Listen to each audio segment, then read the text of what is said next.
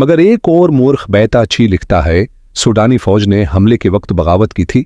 ताहम ये दोनों मूर्ख बाकी तमाम वाकयात पर मुत्तफक नजर आते हैं।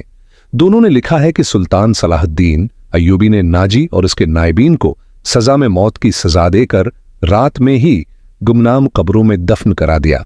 इन दोनों मूर्खों और एक और मूर्ख लीन पूल ने भी सलीबियों के बहरिया के एदाद व शुमार एक जैसे ही लिखे हैं।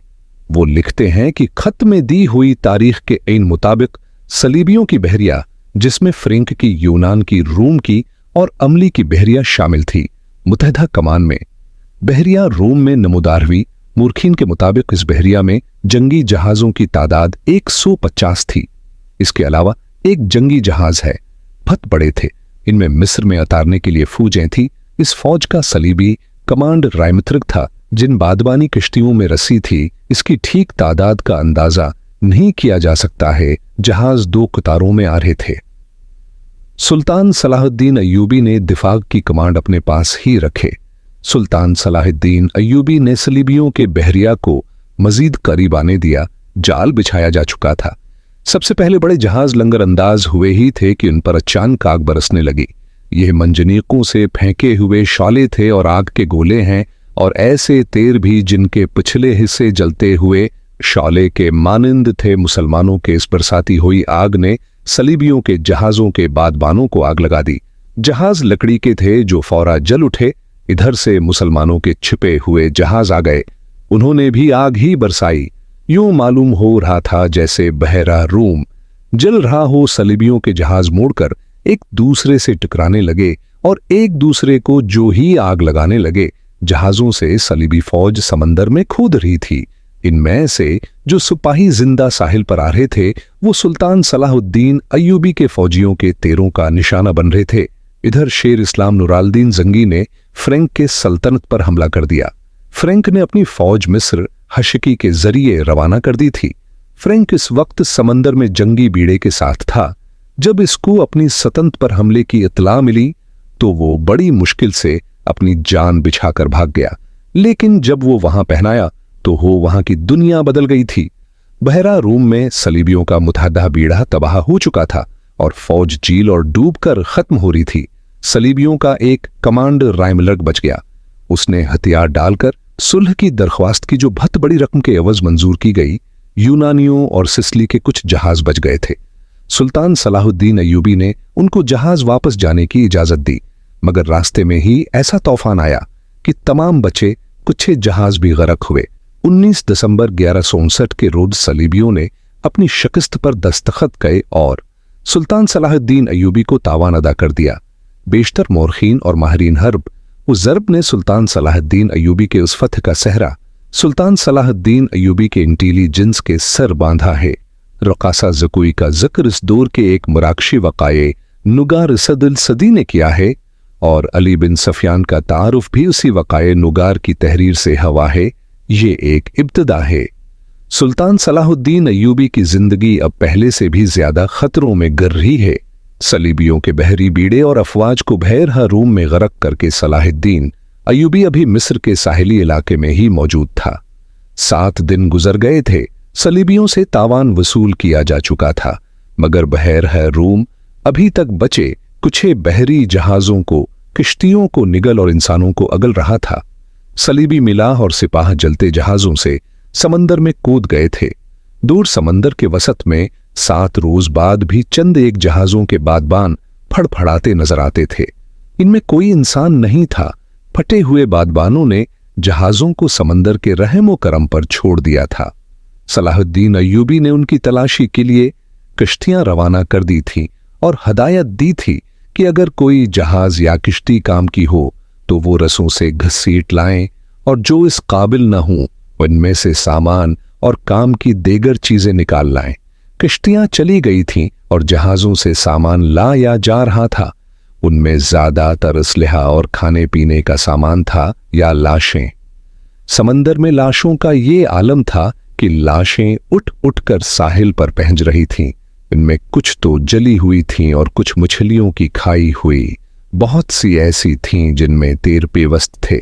सलाहुद्दीन अय्यूबी ने सलीबियों के तैरों, नेज़ों, तलवारों और दीगर असलहा का मायना बड़ी गौर से किया था और उन्हें अपने असलहा के साथ रखकर मजबूती और मार का मुकाबला किया था।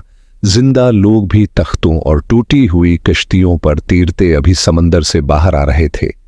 इन भूखे, प्यासे, थके और हारे हुए लोगों को लहर में जहां कहीं साहिल पर ला फेंकती थीं, वो हैं निढाल होकर गिर पड़ते और मुसलमान उन्हें पकड़ लाते थे।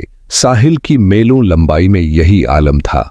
सलाहुद्दीन अय्यूबी ने अपनी सिपाह को मिस्र के सारे साहिल पर फैला दिया था और इंतजाम किया था कि जहां भी कोई कैदी समंदर से निकले, इसे वहीं खशक कपड़े और खुराक दी जाए और जो जख्मी हों उनकी मरहम पट्टी भी वहीं की जाए। इस एहतमाम के बाद कैदियों को एक जगह जमा किया जा रहा था। सलाहुद्दीन अय्यूबी घोड़े पर सवार साहली इलाके में घूम फिर रहा था। वो अपने खीमे से कोई 2 मील दूर निकल गया था। आगे चट्टानी इलाका आ गया। चट्टानों की एक समत और अकब में सहरा था। ये सिर सब्ज सहरा था जहां खजूर के अलावा दूसरी अकसाम के सहराई दरख्त और झाड़ियां थीं। सलाहुद्दीन अय्यूबी घोड़े से उतरा और पैदल चट्टानों के दामन में चल पड़ा। मुहाफिज दस्ते के 4 सवार उसके साथ थे। इसने अपना घोड़ा मुहाफिजों के हवाले किया और उन्हें वहीं ठहरने को कहा। उसके साथ 3 सालार थे। उनमें उसका रफीक खास आल बहाउद्दीन शिदाद भी था। वो इस मार्के से एक ही रोज पहले अरब से उसके पास आया था। उन्होंने भी घोड़े मुहाफिजों के हवाले किए और सुल्तान के साथ साथ चलने लगे। मौसम सरद था। समंदर में तलातुम नहीं था। लहरें आती थीं और चट्टानों से दूर ही से वापस चली जाती थीं। अय्यूबी टहलते टहलते दूर निकल गया और मुहाफिज दस्ते की नजरों से ओझल हो गया। इसके आगे पीछे और बाएं तरफ ऊंची निची चट्टानें और दाएं तरफ साहिल की रेत थी। वो एक चट्टान पर खड़ा हो गया जिसकी बुलंदी 2 गुज थी। इसने बहरा रूम की तरफ देखा। यूं मालूम होता था जैसे समंदर की नीलाहट सुल्तान अय्यूबी की आंखों में उतर आई हो। इसके चेहरे पर फतह व नुसरत के मुसर्रत थी और उसकी गर्दन कुछ ज्यादा ही तन गई थी। उसने नाक सुकीड़ कर कपड़ा नाक पर रख लिया। बोला, किस कदर तगफन है। उसकी ओर सालारों की नजर में साहिल पर घूमने लगे। फड़फड़ाने की आवाज सुनाई दे, फिर हल्की हल्की चीखें और सीटियां सुनाई दें। ऊपर से 3-4 गुद पर फैलाए उतरते दिखाई दिए और चट्टान की ओट में जिधर साहिल था उतरे लाशें हैं। उधर गया तो 15-20 गुज दूर गुद गए। अय्यूबी ने कहा, 3 लाशों को खा रहे थे। एक गुद एक इंसानी खोपड़ी पंजों में दबूच कर उड़ा और जब फजा में चुकर काटा तो खोपड़ी उसके पंजों से छूट गई और सलाहुद्दीन अय्यूबी के सामने आनगरी खोपड़ी की आंखें खिली हुई थीं, जैसे सलाहुद्दीन अय्यूबी को देख रही हूं। चेहरे और बालों से साफ पता चलता था कि किसी सलीबी की खोपड़ी है। अय्यूबी कुछ देर खोपड़ी को देखता रहा, फिर उसने अपने सालारों की तरफ देखा और कहा, इन लोगों की खोपड़ी मुसलमानों की खोपड़ियों से बेहतर हैं। ये उन खोपड़ियों का कमाल है कि हमारी खिलाफत है। औरत और शराब की नजर होती जा रही है। सलीबी चूहों की तरह सल्तनत इस्लामिया को हड़प करते चले जा रहे हैं। एक सालार ने कहा, और हमारे बादशाह उन्हें जजिया दे रहे हैं। शिदाद ने कहा, फिलिस्तीन पर सलीबी काबिज हैं। सुल्तान, क्या हम उम्मीद रख सकते हैं कि हम फिलिस्तीन से उन्हें निकाल सकेंगे? खुदा की जात से मायूस न हो शिदाद, सलाहुद्दीन अय्यूबी ने कहा। एक और सालार बोला, हम अपने भाइयों की जात से मायूस हो चुके हैं। तुम ठीक कहते हो। सुल्तान अय्यूबी ने कहा, हमला जो बाहर से होता है इसे हम रोक सकते हैं। क्या तुम में से कोई सोच भी सकता था कि किफार के इतने बड़े बहरी बीड़े को तुम इतनी थोड़ी ताकत से नजर आतिश करके डुबुसकोगे? तुमने शायद अंदाजा नहीं किया कि इस बीड़े में जो शुक्र आ रहा था वो सारे मिस्र पर मक्खियों की तरह छा जाता। अल्लाह ने हमें हिम्मत दी और हमने खुले मैदान में नहीं बल्कि सिर्फ घात लगाकर इस लश्कर को समंदर की तह में गुम कर दिया। मगर मेरे दोस्तों, हमला जो अंदर से होता है उसे तुम इतनी आसानी से नहीं रोक सकते। जब तुम्हारा अपना भाई तुम पर वार करेगा तो तुम पहले ये सोचोगे कि क्या तुम पर वाकई भाई ने वार किया है। तुम्हारे बाजू में इसके खिलाफ तलवार उठाने की ताकत नहीं होगी। अगर तलवार उठाओगे और अपने भाई से तेग आजमाई करोगे तो दुश्मन मौके गनीमत जानकर दोनों को खत्म कर देगा।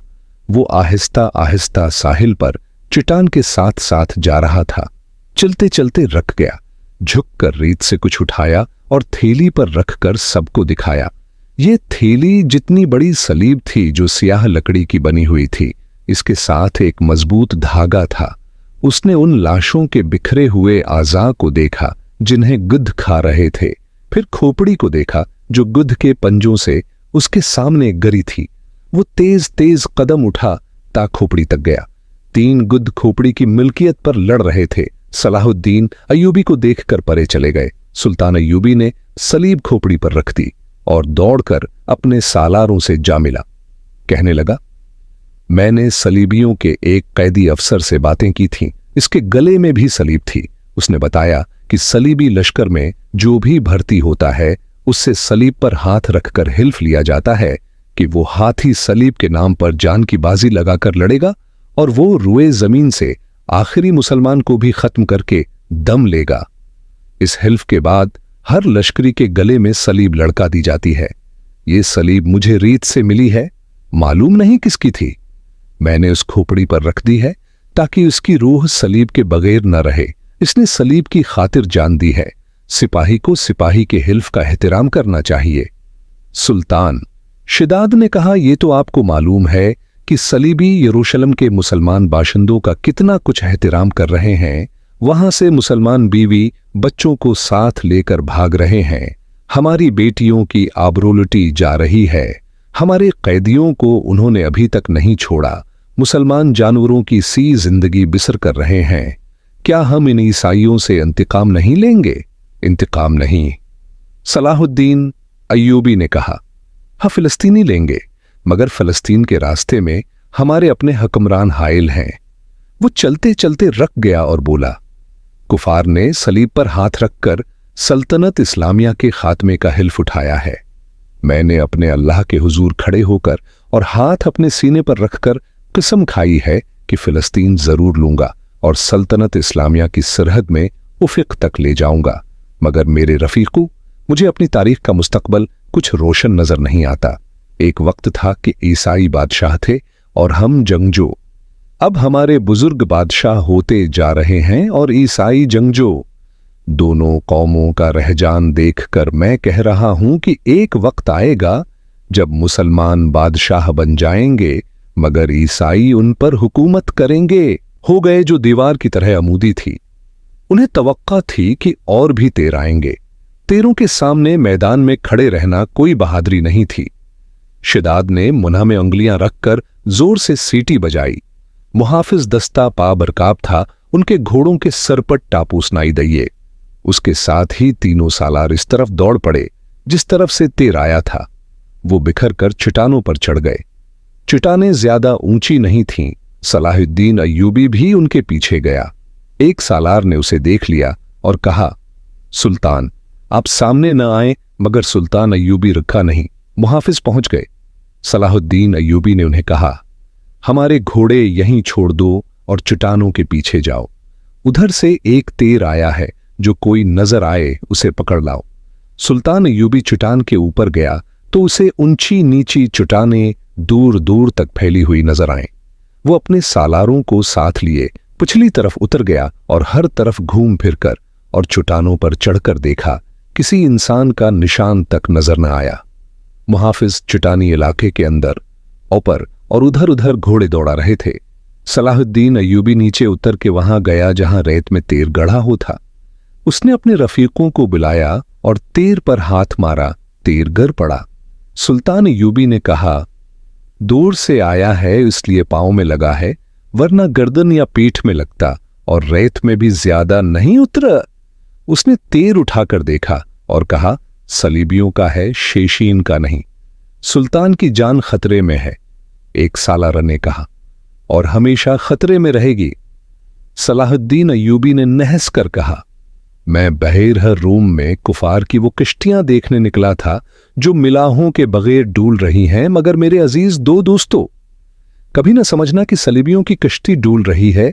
वो फिर आएंगे, घटाओं की तरह गरजते आएंगे और बरसेंगे भी, लेकिन वो जमीन के नीचे से और पेट के पीछे से भी वार करेंगे। हमें